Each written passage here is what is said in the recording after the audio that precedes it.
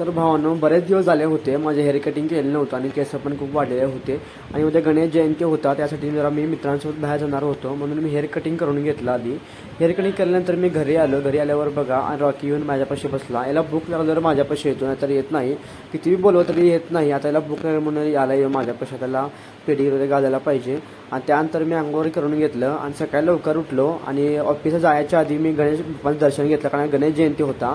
गणपती बाप्पाचे मंदिर हा पूर्ण सजवलेलं होतं. श्री सिद्धी गणेश मंदिर आहे सीबीएस स्टँडच्या जवळ.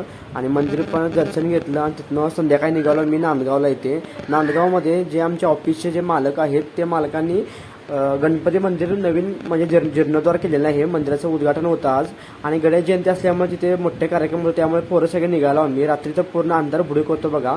पोरं पुढे गेलेले होते, आम्ही मागं होतो आणि एक तासामध्ये आम्ही पोहोचलो नांदगाव येते. नांदगाव बघितलं तर बघतो तर काय पूर्ण अख्खं गच्च जाम झालं होतं. त्यानंतर मी गेलो मंदिरापाशी. मंदिराची व्हिडिओ शूटिंग करायचं होतं आणि मंदिराचे जे नाव आहे ते सिद्धिविनायक चॅरिटेबल ट्रस्ट म्हणून आहे. मंदिराचं पण डेकोरेशन काम विद्युत रोषणाई सुद्धा केलेले होते आणि मंदिराच्या गाभाऱ्यामध्ये श्रींची मूर्ती दगडूशेठ हलवाई या रूपात मंदिराच्या गाभाऱ्यात मूर्ती स्थापना केलेली होती. मंदिराचे जे अध्यक्ष आहेत ते माननीय श्री राजेश पाटील साहेबांनी हा मंदिराचा जीर्णोद्धार केलेला आहे. त्यानंतर आम्ही महाप्रसादाचा लाभ घ्यायला निघाला होतो. त्यानंतर मग पुजारी मंदिरातून बाहेर आलेत आणि आम्हाला प्रसाद वगैरे दिलेत. प्रसाद केला सगळी परत जमा झालेत आणि त्यानंतर समोर गंगोबा मंदिर म्हणून आहे. गंगोबा मंदिरमध्ये प्रसाद आम्हाला ठेवलेला होता.